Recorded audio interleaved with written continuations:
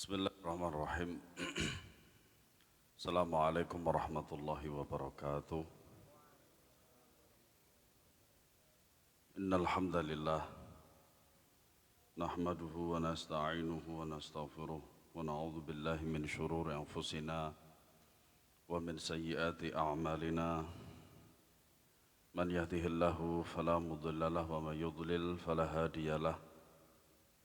Ashhadu an la ilaha illallah wahdahu la syarika lah.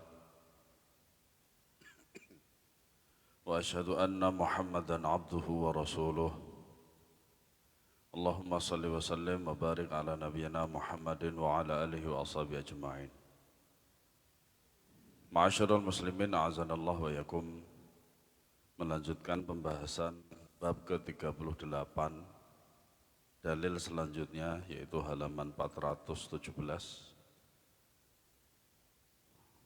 Firman Allah Subhanahu wa taala, wa qawlihi, ya, babnya masih bab 38 tentang firman Allah Subhanahu wa taala dan lanjutan daripada dalil pada bab ini. Wala tufsidu fil ardi ba'da islahiha. Dan janganlah kalian membuat kerusakan di muka bumi sesudah Allah memperbaiki bumi tersebut. Surat Al-A'raf ayat 56. Nah,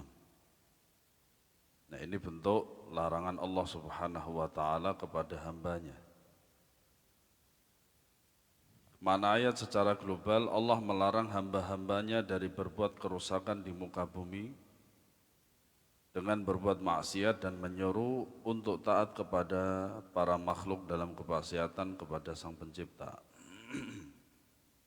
Ya. Makanya kemaksiatan itu akan memberikan dampak buruk terhadap bumi. Begitu juga dengan ketaatan kepada Allah akan memberikan dampak baik kepada bumi.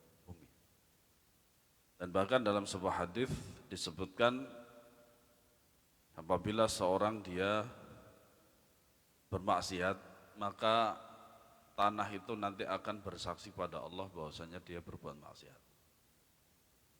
Begitu juga dengan sebaliknya, apabila seorang hamba dia bertaat, taat kepada Allah Subhanahu wa taala, maka bumi itu nanti akan menjadi saksi kepada Allah Subhanahu wa taala. Setelah Allah Subhanahu wa taala memperbaiki keadaan bumi ini dengan mengutus para rasul dan menjelaskan syariat serta menyeru untuk taat kepada Allah Subhanahu wa taala. Makanya kita mengenal sebuah zaman yang disebut dengan zaman jahiliyah, yang mana kerusakan itu sangat sempurna dan paripurna. Ya. Kerusakan dari segi akidah dan ibadah, kerusakan dari segi jual beli, kerusakan dari segi muamalah, kerusakan dalam rumah tangga, kerusakan dalam pendidikan, semuanya lengkap. Kerusakan tersebut pada zaman jahiliyah. Kemudian Allah Subhanahu wa taala mengutus para nabi dan rasul untuk memperbaiki kerusakan-kerusakan itu semuanya. Ya, dan tentu saja dengan pertolongan dari Allah berupa mukjizat. Nah, ketika para nabi dan rasul sudah selesai tugasnya, ternyata ada juga manusia mencoba untuk membuat kerusakan lagi dengan kemaksiatan, kesyirikan, fitnah dan lain sebagainya. Makanya ini salah satu bentuk daripada larangan Allah Subhanahu wa taala. Ya. Karena sesungguhnya peribadahan kepada selain Allah dan berdoa kepada selainnya menyekutukan Allah. Kezaliman serta kemaksiatan merupakan kerusakan terbesar di atas muka bumi. Kemaksiatan itu terutama kesyirikan, kebid'ahan itu adalah pokok daripada seluruh kemaksiatan. Ya. Hubungan antara ayat dan bab bahwasanya siapa saja yang menyuruh untuk berhukum kepada selain apa yang diturunkan oleh Allah atau menyuruh untuk berbuat maksiat, maka sungguh dia telah melakukan kerusakan terbesar di atas muka bumi. Nah, itulah dampak buruk pengaruh daripada yang namanya maksiat. Yang semoga Allah Subhanahu wa taala menjauhkan kita dari kemaksiatan ini. Amin ya rabbal alamin. Faedah daripada ayat yang pertama, bahwa kemaksiatan adalah perusakan di atas muka bumi. Iya, yang tidak difahami oleh orang-orang yang bermaksiat. Kalau toh sekiranya kemaksiatan itu tidak memberikan dampak kepada bumi, tapi dampak buruknya itu bagi pelakunya. Ya. Terutama kalau dia tidak bisa memikirkan hari akhirat, maka dia akan kaget dengan kemaksiatan yang dia jalani. Ya. Terutama maksiat dalam agama itu berat. Kesyirikan itu kan tidak diampuni oleh Allah. Kebid'ahan itu menghancurkan syahadat Muhammad Rasulullah. Maka kemaksiatan itu tidak akan memberikan dampak baik kepada pelakunya. Ya, senantiasa pasti akan ada dampak buruk. Ya. Makanya kita tinggal memilih sekiranya ketaatan, maka kita akan mendapatkan dampak baiknya. Kalau kemaksiatan, maka kita akan mendapatkan dampak buruknya. Yang kedua, bahwa ketaatan adalah perbaikan bagi bumi. Makanya kemaksiatan itu tidak akan bisa dihilangkan kecuali dengan ketaatan. Cara melawan keburukan atau kemaksiatan itu adalah dengan ketaatan. Dan tidak mungkin bisa berjalan bersama. Ya, tidak mungkin berjalan bersama. Gitu. Maka harus memilih salah satunya. Yang ketiga, bahwa berhukum kepada selain apa yang diturunkan oleh Allah adalah perusakan di atas bumi. Yang keempat, bahwa kebaikan manusia dan perbaikan bagi mereka tidaklah akan terwujud kecuali dengan berhukum kepada apa yang telah diturunkan Allah Subhanahu wa ta'ala. Minimal apa-apa yang kita pelajari dari agama ini, wasilahnya qala Allah qala Rasul sallallahu alaihi wasallam, sedikit yang kita dapati kita amalkan. Itu minimal seperti itu. Karena kalau kita melihat negara kita yang tidak berhukum dengan hukum Allah, ya maka kita jalani dengan diri sendiri. Karena tidak mungkin kita akan bisa merubah suatu sistem. Terlebih lagi jikalau kita tidak kuat. Pun kalau toh kita di atas jadi pemimpin, gak bisa serta-merta merubah peraturan yang sudah ada. Ya. Nah. Dalil selanjutnya yaitu surat Al-Maidah ayat 50. Wa qawlihi afa hukmal jahiliyyati yabghun. Dan apakah hukum jahiliyah yang mereka ini dalam bahasa Arab disebut dengan istifham ingkari. Sebuah pertanyaan untuk mengingkari. Dan uslub gaya bahasa dari ayat ini sangat indah sekali. Ya, ada huruf istifham yaitu alif a, kemudian ada fa, hukumnya itu adalah maka, kemudian hukmal jahiliyati ini adalah maf'ul muqaddam namanya. Dan tarkib yang kedua adalah mudhof ilaih. Mudhofnya adalah hukma, kemudian mudhof ilaihnya adalah al-jahiliyah. Kemudian yabghun ini adalah fi'il mudhari'. Ya, sama seperti ketika kita membaca iyyaka na'budu wa iyyaka nasta'in. Ini disebut dalam bahasa Arab disebut dengan maf'ul muqaddam. Seharusnya bagaimana? Ayyabghuna hukmal jahiliyah begitu.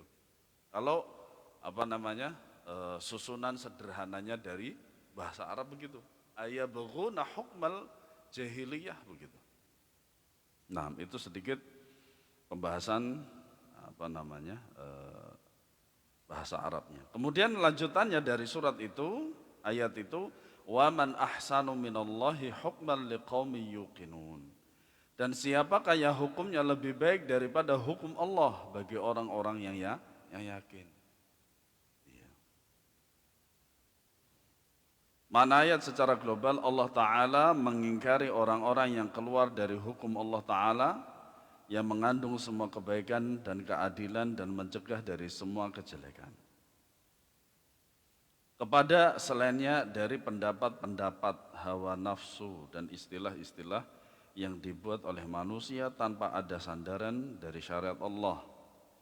Makanya manusia itu ketika akan melakukan istimbat hukum, maka dasarnya adalah qala Allah, qala Rasul. Sehingga ada sebuah kitab madhab daripada Maliki, itu yang dijadikan sandaran fikih berhukum sebuah negara di Spanyol. Ya, ternyata dia adalah kitabnya fikihnya madhab Maliki. Dan itu akhirnya orang-orang kafir itu merasa bahwasanya ini adalah hukum terbaik. Nah, setelah ayat ini nanti ada hadis yang sangat menakjubkan lagi, sebagaimana orang Yahudi itu berhukum meminta keputusan kepada Rasulullah SAW. Sebagaimana kebiasaan orang-orang jahiliyah yang berhukum dengan kesesatan dan kebodohan serta adat-adat kesukuan. Hubungan antara ayat dan bab bahwa siapa saja yang mencari hukum selain hukum Allah dan peraturan dan undang-undang buatan manusia, maka sungguh dia telah mencari hukum jahiliyah. Nah, bagaimana dengan negara kita yang tidak berhukum dengan hukum Allah? Tidak masalah. Ya. Tidak masalah. Karena memang dari awal berdirinya ya negara kita Republik Indonesia seperti ini, umat Islam tidak memaksa untuk berhukum dengan hukum Allah. Iya. Yang akhirnya pun jadi republik seperti yang sekarang kita alami seperti ini. Walaupun pada dasarnya yang berjuang melawan orang-orang kafir itu adalah kaum muslimin jelas. Iya. Makanya kaum muslimin sampai sekarang dan sampai kapanpun wallahu alam senantiasa mengalah di negara kita. Karena apa? Mayoritas. Yang kadang juga disebut sebagai teroris. Ya, kalau teroris mereka semua mati. Iya. Ketika Lebaran yang kesekian kali ke hari itu, saya silaturahim ke rumah salah satu yayasan juga. Nah, kebetulan jenggotnya itu lebih panjang dari saya. Sudah melingkar gitu di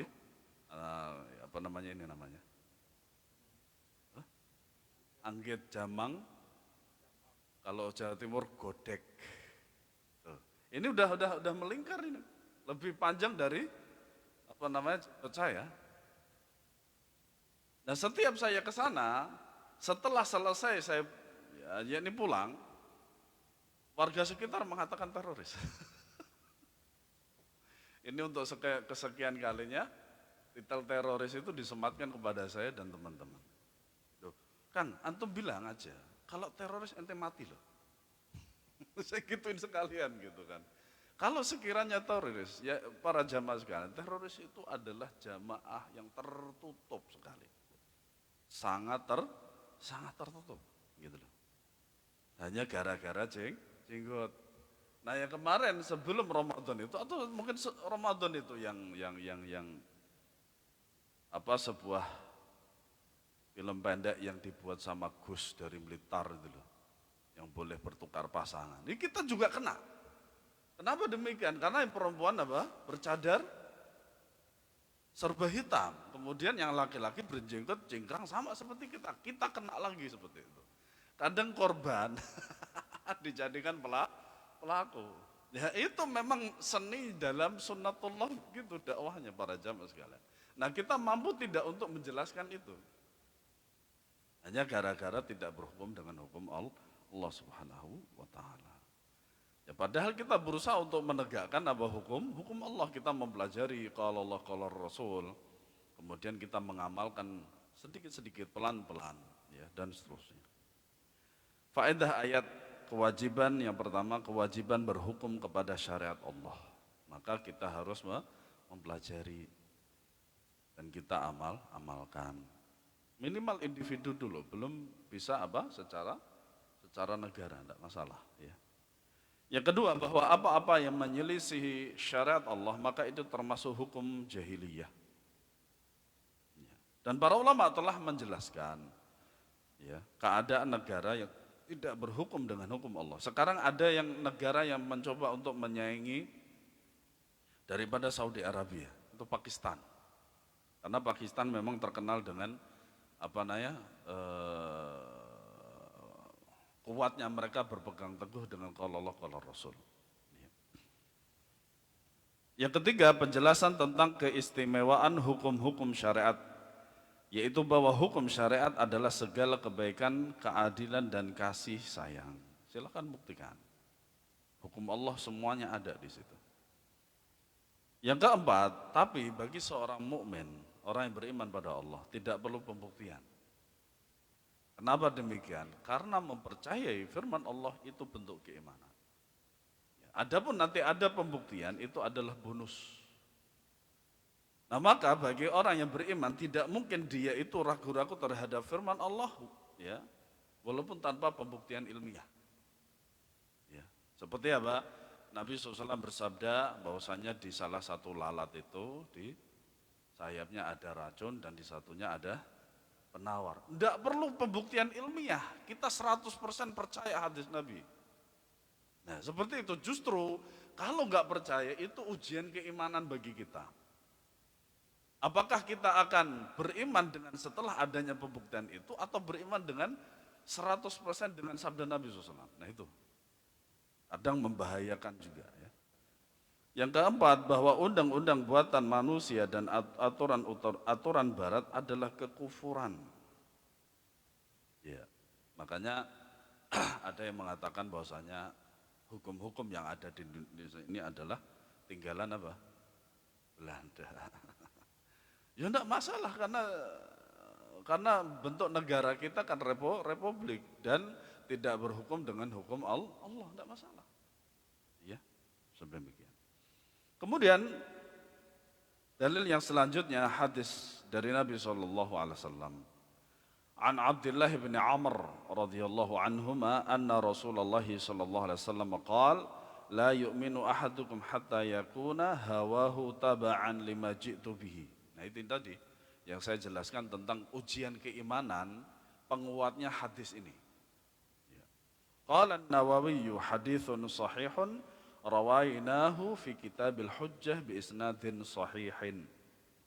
Dari Abdullah bin Amr, beliau berkata Rasulullah SAW bersabda, tidaklah beriman salah seorang di antara kalian kecuali setelah menjadikan hawa nafsunya tunduk mengikuti risalah yang aku bawa. Makanya nggak perlu pembuktian ilmiah, itu nggak perlu.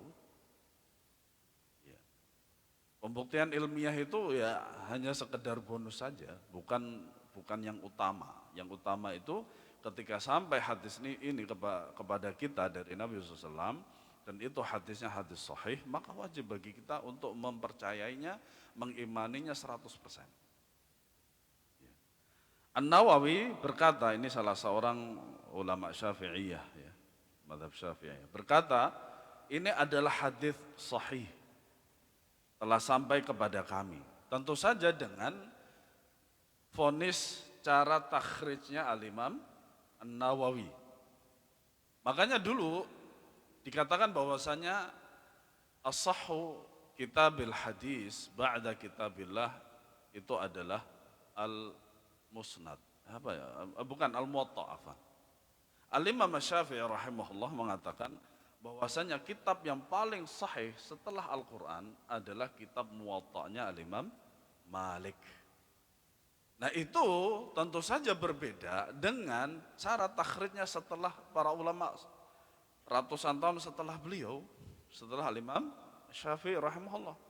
Yang kemudian kalau antum perhatikan bahwasanya di kitab, misalkan di kitab Arba'in Nawawi, pada hadis yang pertama, rawahu asy-Syaikhani Abu Abdullah Muhammad bin Ismail al-Bukhari wa Muslim bin Hajjaj an-Naisaburi alladzaini huma as-sahhu ba'da kitabillah. Jadi hadis ini diriwayatkan oleh Imam Bukhari dan Muslim, yang mana kitab keduanya itu adalah yang paling sahih setelah Al-Quran. Nah, tentu saja penilaian Imam Syafi'i dengan penilaian para ulama setelah Imam Bukhari berbeda. Makanya takhrij hadis itu pada dasarnya ijtihad. Ya, boleh kita mengikuti ini, boleh mengikuti ini. Tapi lebih afdolnya ketika kita mengikuti takhrij salah seorang ulama, kita juga ngerti bagaimana cara takhrij. Nah, sampai kepada kami riwayat dalam kitab Al-Hujjah dengan sanad yang sahih, ya. Al-Arba'in An-Nawawiyah. Ya. An-Nawawi adalah Muhyiddin, penghidup agama, tapi beliau tidak ridha dengan gelar ini. Ya, pada dasarnya beliau tidak ridha dengan gelar ini. Ini terlalu berat. Ya, terlalu berat. Abu Zakaria, ini nama kunyah, Yahya bin Syaraf An-Nawawi, nisbah kepada Nawa, yaitu sebuah kampung di Syam. Beliau adalah seorang imam yang terkenal yang memiliki karya-karya tulis yang berfaedah dan meninggal pada 676 Hijriah. Semoga Allah merahmati beliau. Dan Al-Hujjah, nama kitab itu namanya Al-Hujjah ala Tarikil Mahajjah, karya Syekh Abdul Fahad Nasr bin Ibrahim Al-Maqdisi Syafi'i.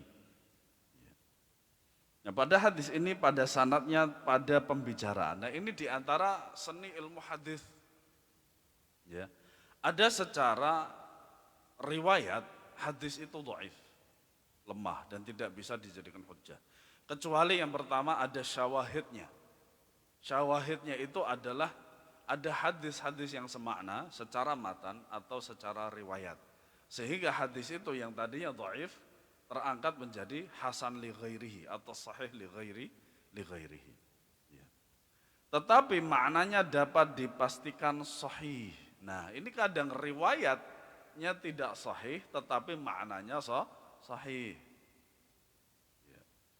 Meskipun sanadnya tidak sahih juga mempunyai penguat dari Al-Quran seperti firman Allah Subhanahu wa taala, "Fala wa rabbika la yu'minuna hatta yuhakkimuka fima syajara bainahum, thumma la yajiduna fi anfusihim harajan mimma qadaita wa yusallimu taslima." Maka demi Rabbmu, mereka pada hakikatnya tidak beriman hingga mereka menjadikan kamu hakim dalam perkara yang mereka perselisihkan. Hari raya yang kedua atau ketiga, saya bertemu dengan salah satu pembesar sebuah organisasi di kecamatan saya. Bagaimana antum menyelesaikan permasalahan ini? Gampang. Saya bilang gampang. Loh, gampangnya gimana? Kembalikan ke dalil, selesai. Kemudian saya bilang kecerdasan itu, kalau dibenturkan dengan dalil, dihadapkan dengan dalil, kecerdasan itu sampah itu. Ya. Karena apa? Dalil dari Allah Subhanahu wa taala, sementara kecerdasan bisa fitnah. Zaman sekarang ini yang akhir-akhir ini menjadi fitnah kecerdasan itu akhirnya begitu. Ada yang bilang syu'ara itu adalah surat musik, walayadzubillah. Itu karena membanggakan kecerdasan dia, sampah kecerdasan dia itu. Yang akhirnya apa? Mengotak-atik Al-Quran. Ya, mengotak-atik Al-Quran. Alhamdulillah asatidzah kita ya, langsung memberikan bantahan-bantahan secara ilmiah. Ya. Nah, kemudian mereka tidak merasa keberatan dalam hati mereka terhadap putusan yang kamu berikan dan mereka menerima dengan sepenuhnya. Maka kita harus sepenuhnya menerima hukum dari Allah dan Rasulnya Sallallahu Alaihi Wasallam. Ya. Makna hadis secara global bahwa seseorang tidaklah menjadi seorang mukmin dengan keimanan yang sempurna, lagi wajib sampai kecintaannya mengikuti apa-apa yang datang dari Rasul Shallallahu Alaihi Wasallam berupa perintah-perintah dan larangan-larangan yang lainnya. Maka ia mencintai apa-apa yang diperintahkannya dan membenci apa-apa yang dilarangnya. Makanya dasar dalam kita ya, menjalankan perintah Allah adalah cinta di antaranya. Kemudian juga ketika kita ya, menjauhi apa-apa yang dilarang oleh Allah dan Rasulnya, dasarnya adalah benci. Ya. Hubungan antara ayat dan bab, penafian peniadaan keimanan dari orang-orang yang tidak merasa tentram dan tidak suka dengan syariat Allah, serta tidak membenci apa-apa yang menyelisihi syariat Allah berupa undang-undang dan peraturan-peraturan ya, buatan manusia. Dikatakan tidak beriman. Bukan menghilangkan kesempurnaan daripada keimanan, enggak, malah justru dihilangkan keimanan itu. Makanya berbahaya. Tetapi Allah Subhanahu wa taala menjelaskan, menyebutkan ada 3 kriteria orang yang tidak berhukum dengan hukum Allah. Yang pertama, ya. Wa man lam yahkum bima anzalallah fa ulaika humul kafirun. 1. Barang siapa yang tidak berhukum dengan hukum Allah maka dia kafir. Tapi Ibnu Abbas radhiyallahu anhu mengatakan kafir di sini adalah kufur kecil, bukan kufur besar. Yang tidak mengeluarkan pelakunya dari Islam. Itu. Berbeda dengan orang-orang Khawarij, membawa hukum ayat ini langsung mengeluarkan para pelakunya dari Islam. Pemahaman mereka sangat buruk terhadap Al-Quran. Kemudian yang kedua, keadaan yang kedua, wa man lam yahkum bima anzalallah fa ulaika humuz zalimun. Mereka adalah orang-orang zalim kepada diri sendiri dan zalim kepada yang lain. Kemudian yang ketiga, kriteria yang ketiga, wa man lam yahkum bima anzalallah fa ulaika humul fasiqun. Barang siapa yang tidak berhukum dengan hukum Allah maka mereka adalah orang-orang fasik. Nah, Khawarij ini bingung dengan 3 pembagian ini karena yang mereka tahu hanya satu saja tadi yang pertama, sehingga dengan mudahnya mereka itu mengkafirkan kaum muslimin. Ya. Padahal ahlu sunnah wal jamaah itu sangat berhati-hati. Faedah hadis yang pertama, kewajiban mencintai dan mengamalkan segala hal yang datang dari Rasulullah SAW, terlebih lagi yang berupa syariat. Kenapa demikian? Karena akan diikuti manusia, kemudian manusia mengira bahwasanya hal itu adalah kebenaran. Nah, sehingga nanti mereka itu berpaling dari hukum Allah. Kan buruk jadinya. Nah, disinilah para jamaah sekalian, pengaruh daripada orang-orang yang disebut dengan tokoh masyarakat. Ya, entah itu dia menjadi tokoh masyarakat yang baik atau menjadi tokoh masyarakat yang buruk, atau istilah kita sampah masyarakat. Dan istilah itu sampai sekarang masih ada karena memang demikian adanya. Gitu. Akan memberikan pengaruh, jelas itu. Nah, yang kedua, kewajiban membenci semua perkara yang menyelisihi syariat Rasul sallallahu alaihi wasallam dan menjauhkan diri daripadanya. Dengan sekuat tenaga dan penuh dengan perjuangan dan usaha. Yang ketiga, ternafikannya keimanan dari orang yang condong dengan hatinya untuk menyelisihi apa-apa yang dibawa oleh Rasul sallallahu alaihi wasallam meskipun secara zahir ia mengamalkannya. Di antara bentuk kemunafikan itu, secara batin itu membenci apa-apa yang datang dari Rasul sallallahu alaihi wasallam. Tetapi secara zahir mengamalkannya. Ini bentuk apa? Kemunafikan. Kemudian perkataan dari seorang salaf, وقال الشعبي كان بين رجل من المنافقين ورجل من اليهود خصومة فقال اليهودي نتحاكم إلى محمد عرف أنه لا يأخذ الرشوة وقال المنافق نتحاكم إلى اليهود لعلمه أنهم يأخذون الرشوة fattafaqna ala ayyatiya kahinan fi juhainata fayatahakama ilaihi fanazalat alam tara ilal ladzina yaz'umun. Nah, ini sebuah athar dari al-Imam Asy-Sya'bi, namanya Amir bin Syarahil Asy-Sya'bi. Ada yang mengatakan Amr bin Abdullah bin Syarahil Asy-Sya'bi Al-Himyari Abu Amr Al-Kufi. Ya, dia seorang yang thiqah terpercaya, hafidh, hafalannya banyak dan faqih, berilmu dari kalangan tabi'in. Ada yang menyatakan beliau meninggal pada 103 Hijriah, tetapi ada yang pula yang mengatakan selain tahun tersebut. Semoga Allah merahmati beliau. Ya.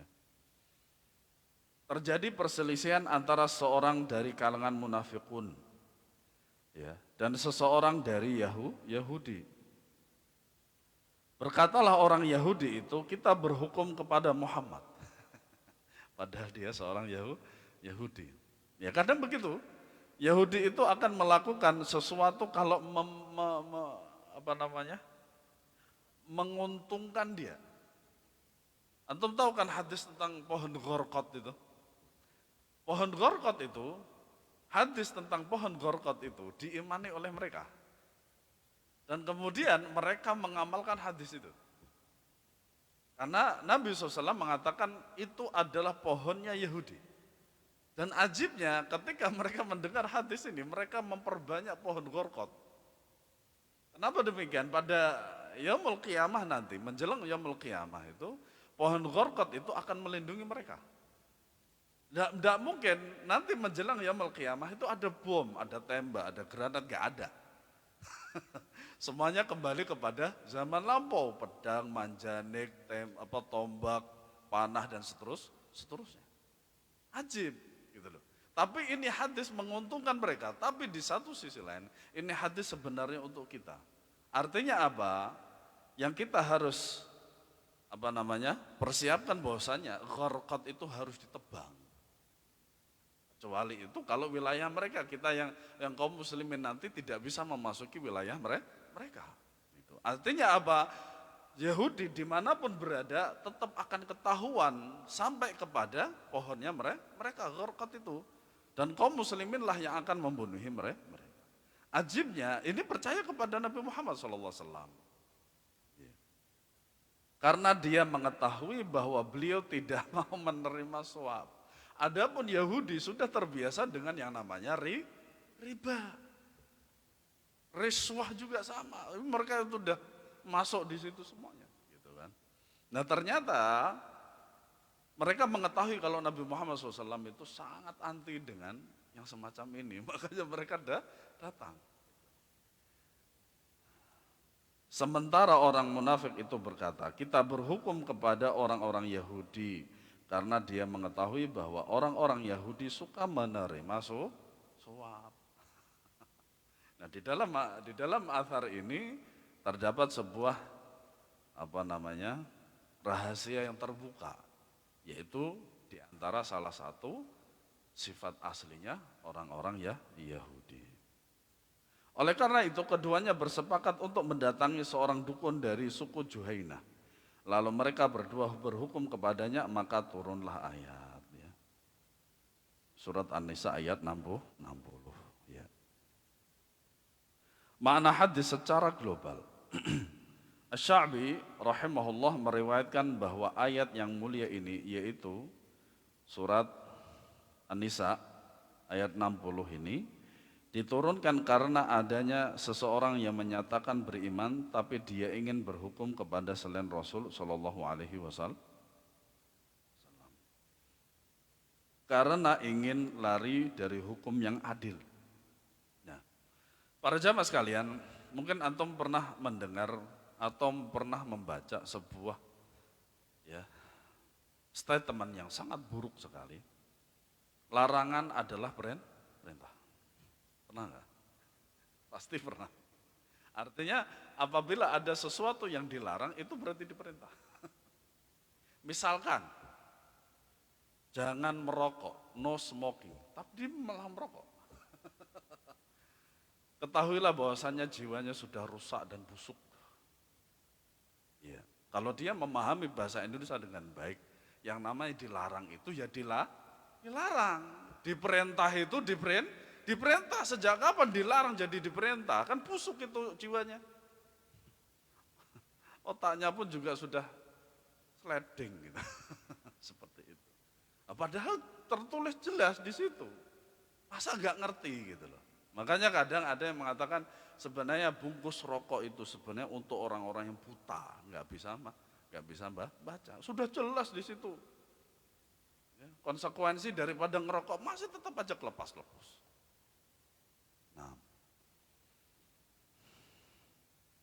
ya. Karena ingin lari dari hukum yang adil. Makanya ada juga orang yang tidak ingin berhukum dengan hukum Islam, hukum Rasulullah SAW yang begitu adil sehingga dia lari. Iya. Padahal bagi orang yang jiwanya masih sehat, akal sehatnya juga masih sehat, maka tentu saja akan mengambil hukum yang adil. Iya. Yang membawa berhukum kepada tauhid, yang akhirnya apa? Berhukum kepada dukun, subhanallah. Tanpa memedulikan akibatnya, yakni dapat membatalkan keimanan, yang hal ini akan menunjukkan kedustaannya ketika menyatakan keimanan. Sehingga siapa saja yang melakukan seperti apa yang dilakukan orang tersebut, maka ia dihukumi sama dengan orang tersebut. Hilang imannya. Seharusnya ada dia kembali kepada yang baik, yaitu kepada Rasul Sallallahu Alaihi Wasallam. Ternyata kedua orang itu malah belas sama sekali gak mau. Ya, yang Yahudi yang pertama itu masih lebih baik, ada kepercayaan kepada Nabi SAW. Tapi yang akhirnya kedua-duanya itu tidak mau kepada Nabi SAW. Kenapa demikian? Karena orang Yahudi terpengaruh dengan orang munafikun yang kedua. Yang akhirnya kemudian kedua orang tersebut, orang Yahudi dan orang munafik ini berhadapan langsung dengan dukun. Yang mana dukun ini jelas kufur.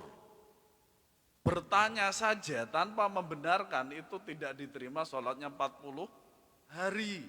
Apalagi bertanya dan membenarkan. Lebih dari itu. Nah, padahal yang terbaik yaitu Nabi SAW sudah ada. Nah, ini kan jiwanya sudah buruk sebenarnya.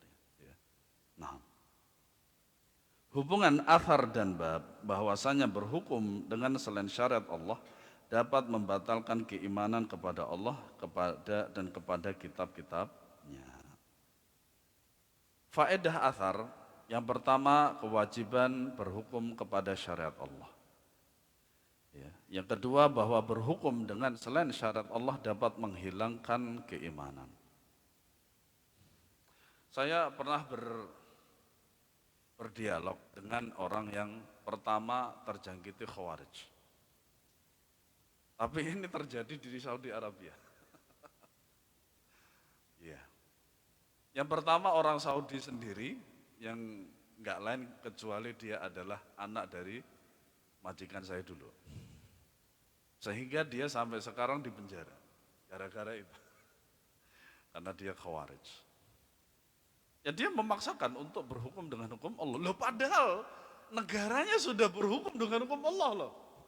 Antum bayangin tuh, ajib itu. Gara-garanya negaranya tidak mengizinkan para pemudanya untuk berjihad dalam tanda kutip. Ketika perang Irak meledak. Makanya dia punya itu satu hard disk eksternal 1 tera itu waktu itu. Itu dalamannya ya video-video itu.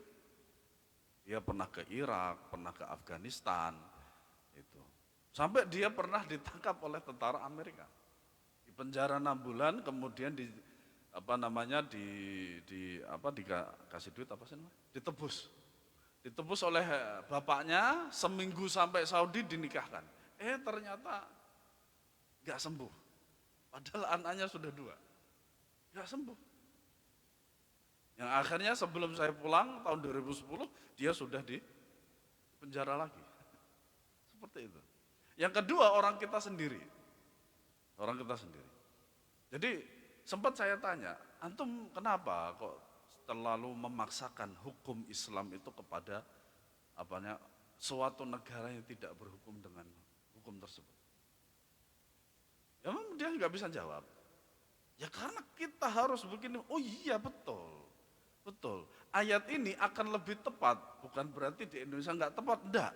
Lebih tepat kalau antum berada, ketika di negara sekarang yang antum berada di situ. Saudi itu hukum Islamnya kuat, sunnah juga kuat. Nah Indonesia kan enggak. Nah antum akan berhadapan dengan kaum muslimin sendiri yang mereka tidak paham. Maka minimal kalau antum ingin menegakkan hukum itu tegakkan dulu di diri antum sendiri dulu. Apa yang antum pelajari dari qala Allah qala Rasul itu antum jalanin. Amalkan. Walaupun seluruh kaum muslimin itu tidak akan berhukum dengan hukum Allah, minimal antum bisa mendakwahkan ini. Yang akhirnya ya setelah itu dia agak sedikit sadar. Sedikit sadar. Nah kemudian kembali ke kampungnya situ malah jadi teroris. Waliyadzubillah. Nah, monggo yang mau adzan dulu.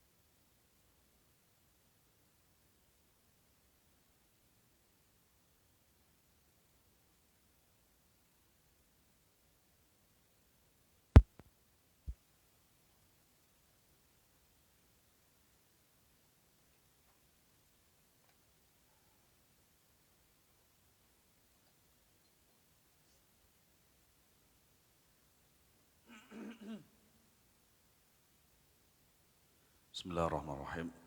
Kemudian faedah asar yang ketiga. Pada asar di atas tersingkaplah hakikat orang-orang munafik bahwa mereka lebih jelek daripada orang-orang Yahudi. Iya. Kenapa demikian? Orang-orang Yahudi yang jelas-jelas dia berilmu mengikuti apa? Orang munafik yang jelas bodoh. Seharusnya orang Yahudi yang mempunyai ilmu itu sudah benar, apanya? Sikapnya dia. Pergi kepada Nabi Sallallahu Alaihi Wasallam itu sudah benar. Orang Yahudi kan pintar, karena Allah menurunkan kitab kepada mereka. Loh kok terpengaruh dengan orang bodoh? Yang seharusnya sikap dia sudah benar untuk menghadap kepada Nabi Sallallahu Alaihi Wasallam, karena Nabi Sallallahu Alaihi Wasallam tidak menerima suap. Kemudian dia kalah dengan orang munafik ini malah pergi ke dukun yang jelas kufur. Ya, seperti itu. Nah, akhirnya apa? Orang Yahudi ternyata ya bodoh juga karena dibodohin orang bodoh. Ya. Dan ternyata mereka, tapi orang munafikun itu lebih buruk daripada orang-orang Yahudi. Kemudian yang keempat, diharamkannya menerima suap. Dan bahwa menerima suap merupakan akhlak orang-orang Yahudi. Sementara itu, Nabi SAW juga telah melaknat pemberi dan penerima suap. Ya, maka hukumnya haram, riswah itu. Suap itu hukumnya haram. Ya, maka tidak boleh bagi kita untuk menerimanya. Kemudian dalil terakhir dari bab ini. Wa qila nazalat fi rajulain ikhtasama faqala ahaduhuma natarafa'u ila Nabi sallallahu alaihi wasallam wa qala al-akhar ila Ka'b bin al-Ashraf qala thumma tarafa'a ila Umar. Fadhakara lahu ahaduhuma al-qissah. Faqala lilladhi lam yarda bi Rasulillah sallallahu alaihi wasallam akadzalika qala na'am fadarabu bis-sayf faqatalah. Ini malah lebih ekstrem lagi. Ya. Disebutkan ayat tersebut turun berkenaan tentang dua orang yang berselisih. Berkatalah salah seorang di antara keduanya, kita mengangkat permasalahan ini kepada Nabi SAW. Sedang yang lain berkata, kita mengangkat permasalahan ini kepada Ka'ab bin Ashraf. Kemudian keduanya mengangkat permasalahan itu kepada Umar. Maka salah seorang di antara keduanya menceritakan kisah tersebut kepada Umar. Lalu Umar bertanya kepada orang yang tidak ridho untuk berhukum kepada Rasulullah. Apakah kisah tersebut benar demikian? Orang itu menjawab iya. Maka Umar menebas orang itu dengan pedang hingga membunuh orang itu. Umar kan begitu. Ya, sedikit-sedikit sesuatu yang tidak sesuai dengan Allah dan Rasulnya. Begitu beliau. Rahimahullah ta'ala. Makanya kebanyakan orang yang bernama Umar mirip. Sifatnya mirip. Ras. Ya. Nah, Ka'ab bin al-Ashraf seorang Yahudi Arab dari Ta'i. Ibunya berasal dari Bani Nadir. Dia sangat memusuhi Nabi SAW. Dan itu tidak mungkin dilakukan oleh orang yang beriman. Athar ini menunjukkan pendapat lain selain apa yang telah terdahulu tentang sebab turunnya ayat yang mulia. Dan bahwa ketika kisah itu sampai kepada Umar radhiyallahu anhu dan beliau telah menanyakan kebenaran dari kisah tersebut, maka beliau pun membunuh orang yang tidak ridha dengan hukum Rasulullah SAW. Hubungan antara ayat dan bab. Pada athar ini terdapat petunjuk tentang kafirnya orang-orang yang berhukum kepada selain syariat Allah dan bahwa orang itu berhak untuk dibunuh karena ia telah murtad dari agama Islam.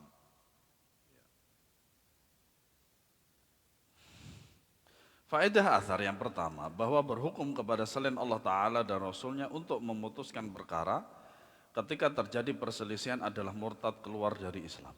Makanya semua kembalikan kepada dalil. Wa in tanaza'tum fi syai'in farudduhu ilallahi wa rasulihi. Yang kedua, bahwa orang yang murtad dari Islam dibunuh, tapi tidak semua orang bisa membunuh. Kenapa orang yang murtad dibunuh? Karena dia mempermainkan Islam. Itu, para ulama menjelaskan demikian. Ya. Yang ketiga, bahwa mengajak untuk berhukum kepada selain syariat Allah merupakan sifat orang-orang munafik. Meskipun yang diajukan disuruhkan sebagai hakim adalah seorang imam yang mulia seperti Umar ibn Khattab. Karena waktu itu masih ada Nabi. Atau hukum-hukum yang telah dijelaskan oleh Nabi SAW itu sudah sempurna. Yang keempat, disyariatkan yang marah karena Allah, karena Rasulnya dan karena agamanya. Yang kelima, disyariatkannya mengubah kemungkaran dengan tangan bagi siapa saja yang mampu melakukannya. Ya, tidak boleh setiap orang murtad dibunuh, tidak boleh. Karena Indonesia ini tidak berhukum dengan hukum Allah. Hal ini bisa dilakukan pada negara-negara yang berhukum dengan hukum Allah Subhanahu wa taala. Nah, maka kadang juga orang yang murtad seperti itu sebenarnya kalau dia tidak mendapati hukuman di dunia, sebenarnya nanti akan lebih berat lagi loh di akhirat. Ya, di akhirat akan lebih berat lagi. Yang keenam, bahwa sekedar mengenal kebenaran tidak cukup tanpa pengamalan dan ketundukan kepadanya. Ya seperti halnya para ulama juga menjelaskan tidak semua yang berdalil dengan dalil Al-Quran dan Sunnah berada di atas kebenaran. Selama pemahamannya juga enggak benar. Semoga Allah Subhanahu wa taala menetapkan kita di atas hukumnya dan senantiasa kita istiqomah ya menjalankan hukum dari Allah dan Rasulnya sallallahu alaihi wasallam. Amin ya rabbal alamin. Wallahu alam bissawab. Wassallallahu ala nabiyyina Muhammad wa ala alihi washabihi wasallam. Subhanakallahumma bihamdik asyhadu an la ilaha illa anta astaghfiruka wa atubu ilaik. Assalamualaikum warahmatullahi wabarakatuh.